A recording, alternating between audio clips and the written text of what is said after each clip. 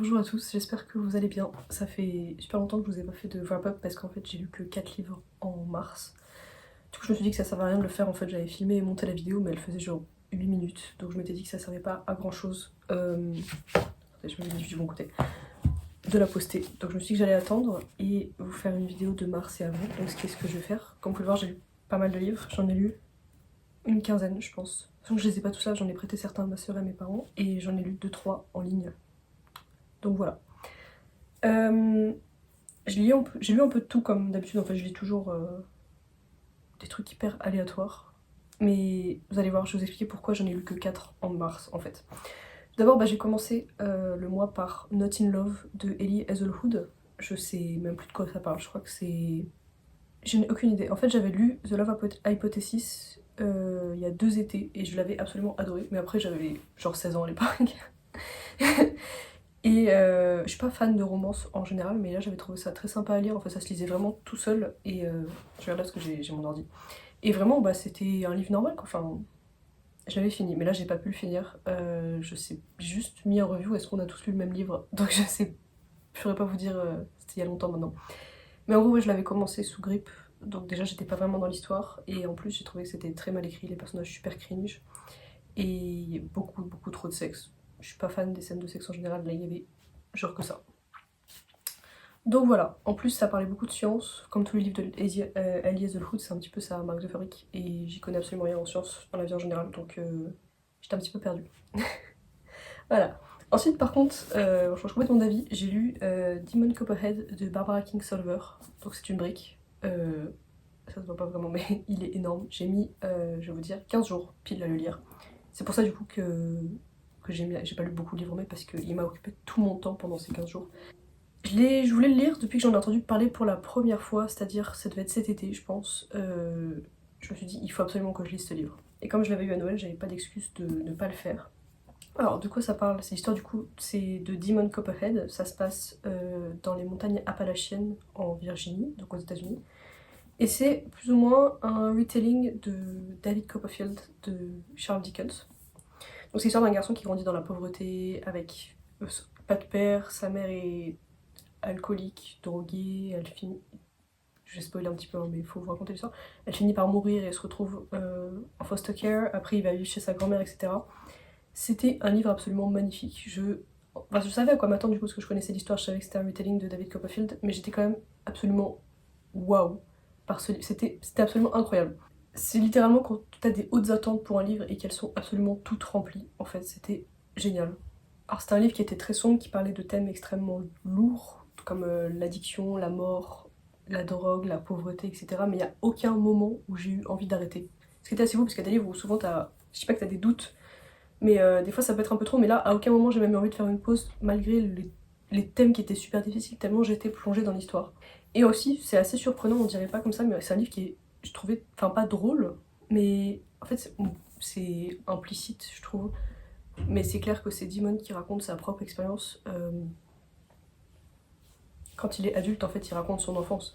Et je trouvais que du coup, il arrivait à avoir du recul et de trouver des choses de quoi rire. Il est pas en train de diminuer ses expériences ou de dire que c'était pas si grave ce qui lui arrivait, au contraire.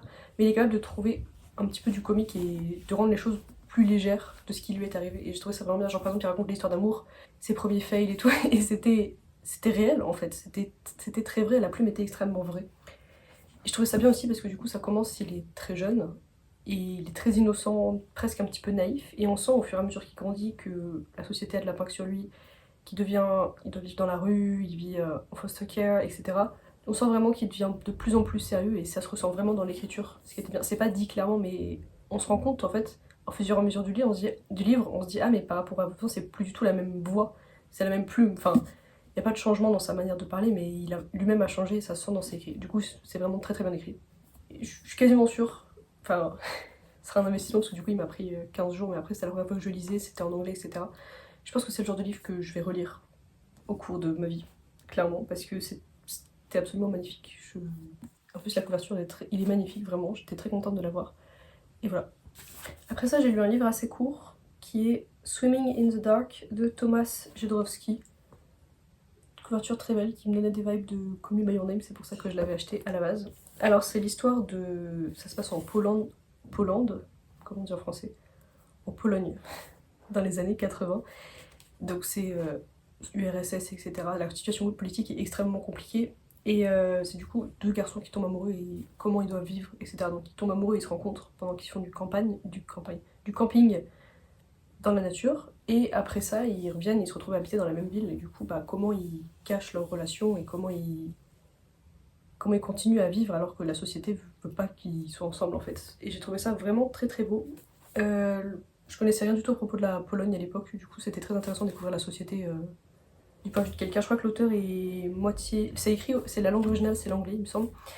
Mais l'auteur est moitié allemand, moitié polonais, j'avais lu je crois.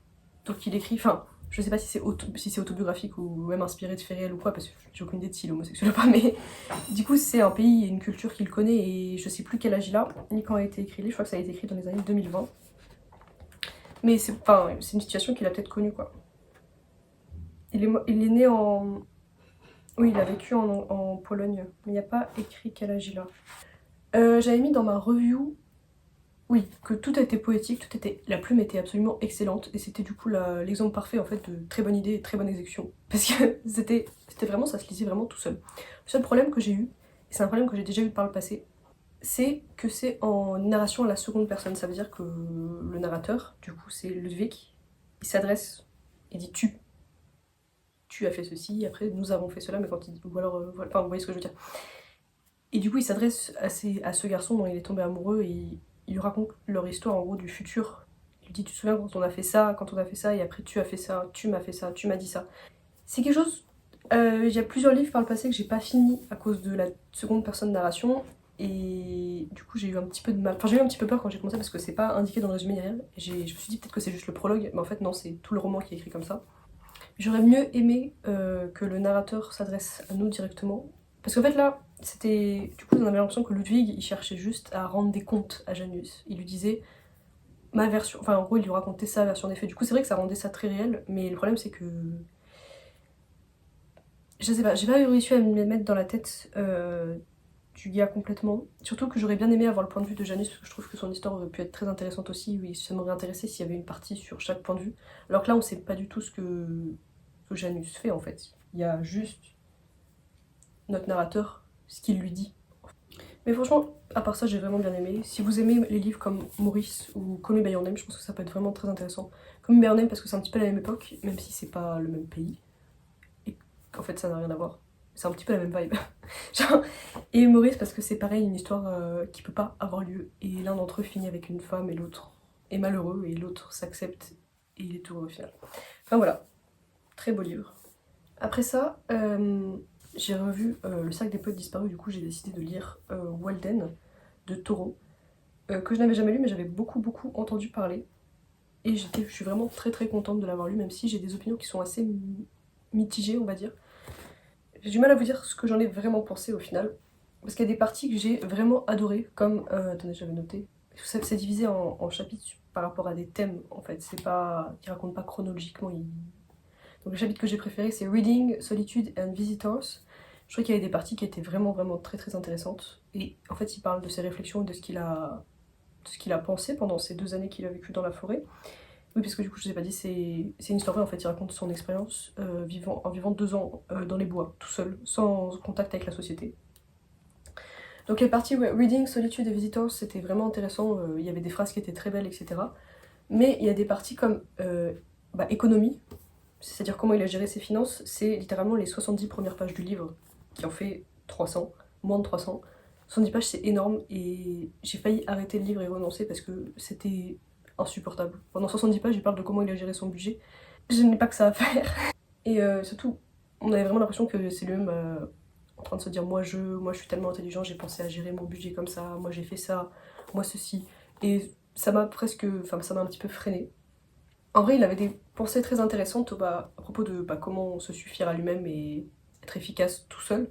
Mais franchement, la plupart de ses réflexions, j'ai l'impression que c'était des trucs qui lui sont venus dans son bain et que j'aurais pu moi-même avoir au milieu de mes insomnies quand j'avais 12 ans. Enfin, il n'y avait rien de vraiment groundbreaking, à part du coup les 3 parties que je vous ai dit que j'ai bien aimé, Reading, Solitude et Visitors. Il y a aussi des parties qui m'ont paru assez inutiles, comme Sounds, The Beanfield et Bake Farm, où Je les ai lus, non mais c'était très intéressant, mais j'avais vraiment l'impression qu'il était payé au mot et qu'en fait il voulait juste écrire parce que c'était des phrases à rallonge qui reparlaient plusieurs fois la même chose. C'était très répétitif. Voilà. Donc pour résumer, il connaît des mots, il connaît beaucoup de mots et il utilise ses grands mots. Mais objectivement, il n'y avait pas... Je le relirai pas. Voilà. C'était très intéressant, mais j'étais vraiment stoppée par le fait que ça s'entend qu'il adore s'entendre écrire, enfin s'entendre parler ou se lire lui-même. Et du coup, il écrivait vraiment pour dire aux gens, regardez, je suis tellement intelligent. Mais globalement, c'était assez intéressant. J'ai un petit peu annoté, etc. Il y avait des phrases qui étaient vraiment stylées. Objectivement, genre... Après ça, pour mon anniversaire, ma soeur m'a offert le dernier Hunger Games, en français du coup. Du coup, je suis assez fan de la trilogie originale et j'ai beaucoup aimé aussi le dernier qui est sorti, je sais jamais le titre. La balade du serpent et de l'oiseau moqueur. Je suis jamais sûre du titre, mais enfin bref, j'avais beaucoup aimé aussi. J'avais beaucoup aimé du coup les 4 qui sont sortis avant. Et j'ai bien aimé celui-là. Mais le problème que j'ai avec, c'est qu'il avait été présenté comme absolument révolutionnaire, essentiel pour comprendre l'histoire de Haymitch et vraiment l'engrenage de la société, etc. J'ai pas trouvé. En fait, j'ai beaucoup aimé ce livre parce que j'ai beaucoup aimé la trilogie originale. C'est-à-dire que j'ai trouvé que tout le temps, on peut s'empêcher de faire des parallèles avec... petit spoil du coup. En gros, je sais que le but de l'histoire, c'est de nous montrer à quel point Haymitch et Katniss, ils sont similaires, ce qui est souvent rappelé dans les livres originaux. Mais là, j'ai eu du mal à comprendre en quoi c'était absolument essentiel à comprendre l'histoire. Par rapport à Ballad of Songbirds and Snakes, j'ai décidé que c'était ça le titre, je suis pas sûre, mais... Où pour le coup, bah, on voit qui c'est President Snow, donc on le voit comme ce méchant, mais là on le voit comme s'il était jeune, et ça nous pose plein de questions. On se demande est-ce qu'il était déjà méchant et on l'avait pas réalisé parce que lui-même ne le savait pas.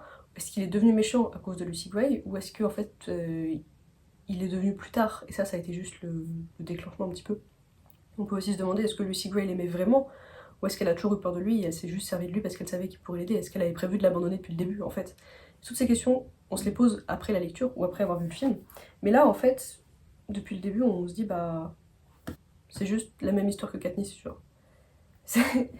J'ai du mal à comprendre en quoi cette histoire était absolument nécessaire au reste de la série. J'ai très apprécié de le lire, vraiment. J'ai lu en un trajet de train, je crois. Enfin, c'était super fun. Mais par rapport à Ballad of Songbirds and Snakes, qui est vraiment essentiel pour comprendre du coup comment le président Snow en arrive là, et vu que c'est lui qui a participé à créer les jeux comme ils sont, on comprend plein de choses. Mais là, donc c'était très bon. Enfin, j'ai très apprécié de le lire, mais j'ai du mal à comprendre en quoi c'était absolument essentiel au reste de l'histoire. Après ça, j'ai lu, bah c'est super court, ça fait genre 80 pages, je crois. J'ai lu White Knight de Dostoïevski, qui est tout petit. J'ai bien aimé, c'est très beau, ça se lit tout seul. J'ai beaucoup aimé la première partie, White Knight. J'ai un petit peu moins aimé Bobok, qui est la deuxième partie. Vu que c'était très très court, j'ai moins réussi à rentrer dedans. Voilà, j'ai pas grand chose à vous dire de plus. C'est absolument magnifique, si vous voulez le lire, c'est super. Après ça, j'ai lu Hello Beautiful de Anne Napolitano, que j'avais acheté purement pour la couverture, on va pas se mentir. Et en fait, c'est un retelling de 4 filles de Dr March, que du coup je ne savais pas en commençant à le lire, je l'ai lu dans des reviews sur Goodreads. Du coup, ça raconte l'histoire de 4 sœurs qui... Enfin, après, c'est du point de vue d'un garçon qui a pas... Enfin, ses parents l'aiment pas trop, c'est compliqué. Et il rencontre cette fille au collège à l'université, et ils commencent à sortir ensemble, et ils ont un enfant ensemble. Sauf qu'au bout d'un moment, leur couple ne marche plus et ils décident de se séparer. Et à ce moment-là, les 4 sœurs ont leurs histoires chacune. Il y en a qui se parlent à des moments, qui se parlent pas, il y en a une qui se dispute avec la mère, mais pour rester dans l'intrigue principale. En gros, oui. Donc ce garçon, il a un enfant avec une des sœurs, et après quand ils se séparent, il se rend compte que la personne qui le comprend le mieux, c'est une autre sœur, la deuxième. En gros, il a la première, avec la plus aînée, l'aîné, il a eu l'enfant, et avec la deuxième, il se rend compte qu'ils s'entendent vraiment bien, et du coup, ils commencent à sortir ensemble, alors qu'il a un enfant avec sa sœur. Et ça raconte du coup qu'est-ce qui se passe à partir de ce moment-là, et en fait ça raconte toute l'histoire des jeunes filles depuis l'âge de la fac jusqu'à l'âge adulte, jusqu'à la vieillesse. Et c'était un livre absolument magnifique.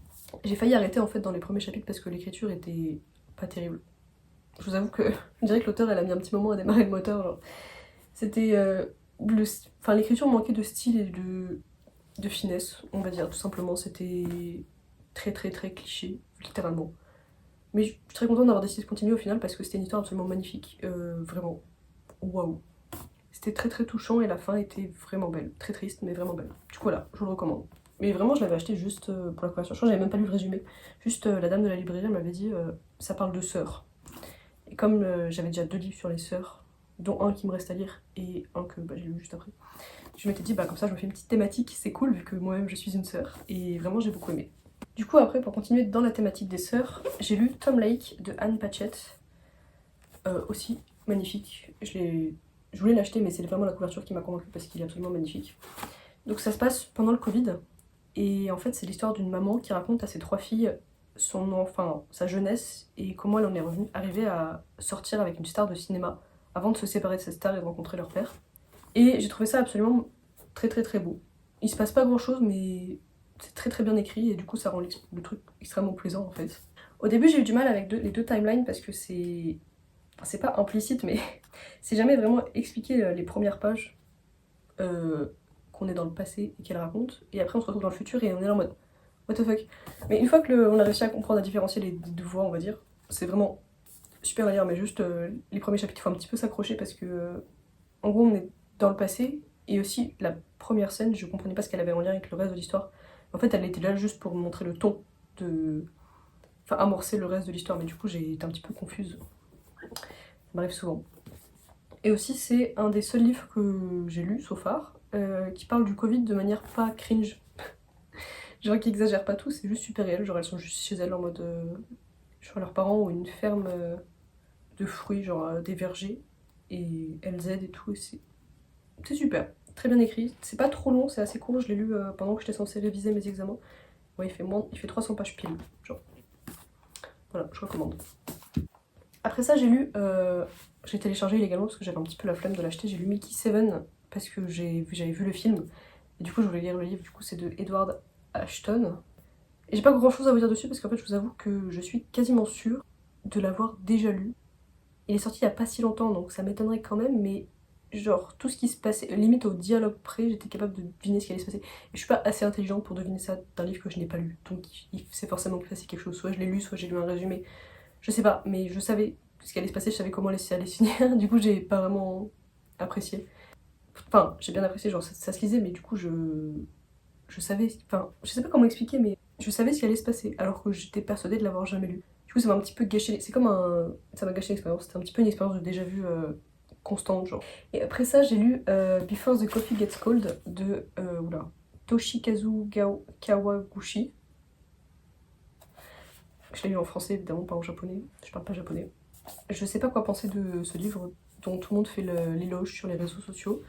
Je suis pas fan de littérature japonaise. Je pense que c'est ça en fait le problème. C'est pas que j'ai pas aimé ce livre parce qu'il est sympa à lire, même si j'ai pas trop aimé que le fait qu'un homme parle du choix d'une femme d'accoucher, de mourir à l'accouchement. J'étais là. Enfin, j'ai pas trop compris, mais je pense que le seul problème de ce livre, ouais, c'est vraiment que je suis pas fan de littérature japonaise. Du coup, j'ai pas aimé vraiment la plume. L'histoire est sympa, mais comme je connais pas grand chose à la culture, du coup, j'ai pas vraiment. Je pense que je suis pas le public en fait. Je lirai peut-être la suite si je les trouve, mais je pense pas que j'irai spontanément acheter les deux autres tomes de cette trilogie. Après ça, j'ai lu le tome 1 et le tome 2 de La femme de ménage de Freida McFadden. Du coup, j'avais acheté les deux. Alors, déjà, j'ai lu le 1 dans un trajet de train et j'ai lu le 2 dans un deuxième, donc en 2h30 pour vous dire. C'est des briques, mais ça se lit tellement vite. Je suis pas fan, enfin, j'aime bien les thrillers, mais disons que c'est un petit peu de la littérature de gare. Du coup, j'étais assez sceptique, vu que tout le monde en parlait, mais que moi, ça m'avait vraiment l'air... je sais pas. Au final, le plot twist était assez prévisible, parce que c'était le même principe que The Silent Patient, dont je vous avais parlé dans ma vidéo de janvier ou février, je sais plus. C'était exactement le même principe, donc je savais exactement ce qui allait se passer, en fait, parce que... Je sais pas si j'ai cherché inconsciemment les indices, mais quasiment dès le début, j'étais là en mode « Ah, mais c'est trop suspect, j'aurais trop la haine contre elle pour que ça soit innocent, et... » J'avais compris, au final. Mais sinon c'était assez prenant, voilà. Du coup bonne lecture pour un trajet en train, comme je vous l'ai dit je l'ai lu en train, c'était parfait. Ça se lit vraiment tout seul, et j'ai pas grand chose de plus à vous dire. Et le tome 2 pareil, j'ai écrit c'était sympa, mais vu que c'est le même principe que le premier j'ai compris tout de suite. Ça dit je savais pas comment le plot twist allait arriver, donc c'était quand même assez stressant. Voilà, dès le début en fait du deuxième j'avais compris que la madame elle était super louche, et que le mec, je sais pas mais enfin tout était suspect, et je sais que c'était le but, c'est que la dame, je sais plus comment elle s'appelle, l'héroïne, dès le début, elle s'intrigue et en fait, on est censé s'intriguer avec elle, mais quasiment dès le début, j'étais là, mais t'es trop conne, meuf. Évidemment que c'est pas sa faute à elle. Donc voilà. Mais j'ai bien aimé la fin du coup, parce que je pensais vraiment qu'elle allait être coincée et qu'elle allait retourner en prison. J'ai bien aimé la fin avec la femme du gars. Enfin, comment ça se termine, genre la femme du gars le tue, puis elle la tue elle, et au final elle disparaît et la meuf est juste déclarée innocente. J'ai trouvé ça, enfin je l'ai très mal expliqué mais si vous avez lu vous voyez ce que je veux dire, genre la fin était bien. J'avais deviné plus ou moins le plot twist, la vraie surprise qui m'attendait c'était quand est-ce qu'il allait arriver exactement, genre est-ce qu'il allait arriver moitié, deux tiers du livre et là ça allait être l'aftermath après, donc par exemple le procès, elle qui va en prison, etc. Ou est-ce que ça allait être à la toute fin et ça allait être en fait on s'arrête là. Du coup voilà, j'étais satisfaite. Franchement, je le lirai pas, mais je sais même pas s'il y en a un troisième qui est sorti, j'attends qu'il sorte en poche avant de l'acheter. Je sais même pas si je le lirai au final. Entre les deux, après j'ai lu The Guest List de Lucy Foley. Je comptais pas l'acheter, mais il y a une madame qui m'a fait une offre sur Vinted et c'était une trop bonne offre pour ne pas l'accepter. Du coup, je l'ai acheté et j'ai bien aimé, honnêtement. Les personnages manquent de finesse, littéralement, vraiment. C'est-à-dire qu'il y a l'ado suicidaire, le Golden Retriever, la meuf dark, enfin, c'est que des personnages extrêmement clichés. Ce qui fait qu'au début j'étais un petit peu en mode oula, mais en fait vu qu'il y a 5 points de vue, je comprends que l'autrice était obligée de passer par des clichés pour nous présenter les personnages. Sinon on n'allait pas être capable de les différencier entre eux en fait. C'était pas possible vu que...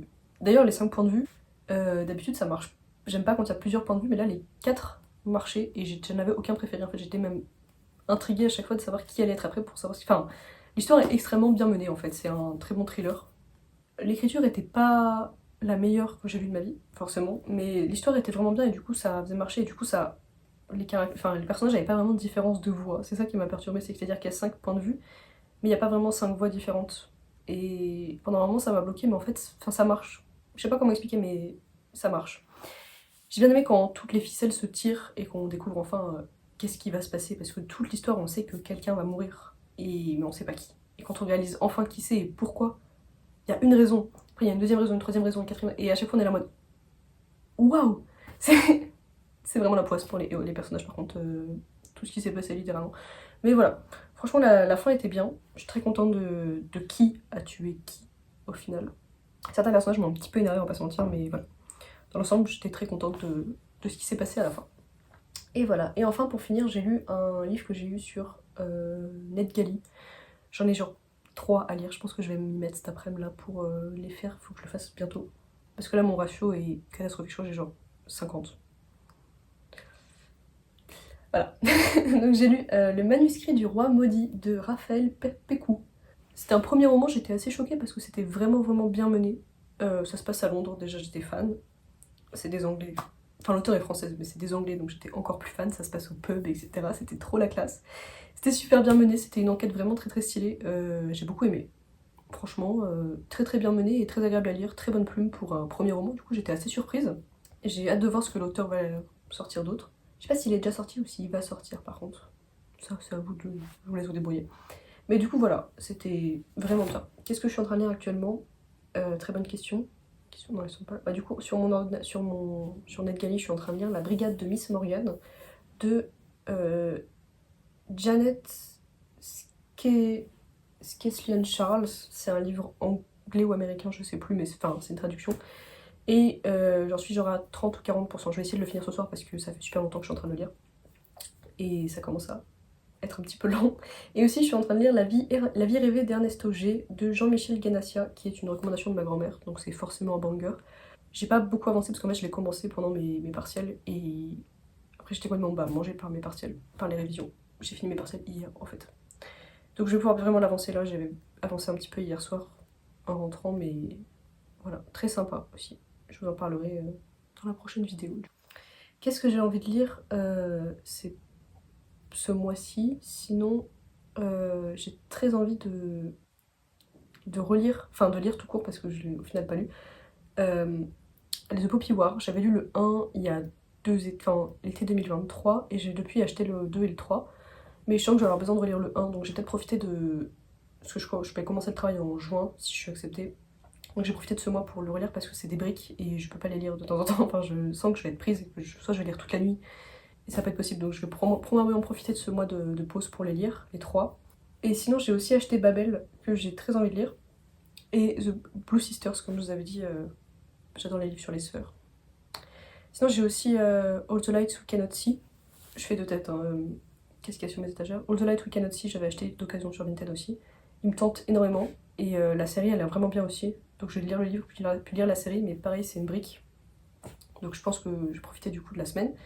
Sinon j'ai aussi How to Kill Your Family, que j'ai acheté il y a un moment maintenant, mais que j'ai toujours pas lu, donc pareil, on va sûrement en profiter. Et voilà. Ma grand-mère m'avait aussi acheté pour Noël Middlemarch de George Eliot. Je vais sûrement m'y mettre aussi, mais ça il est vraiment énorme, donc je pense que je le ferai sur le long terme, peut-être genre en parallèle d'autres livres, parce que déjà physiquement c'est un grand format, donc je vais pas pouvoir le transporter partout avec moi. Et même il fait je sais plus combien de chapitres,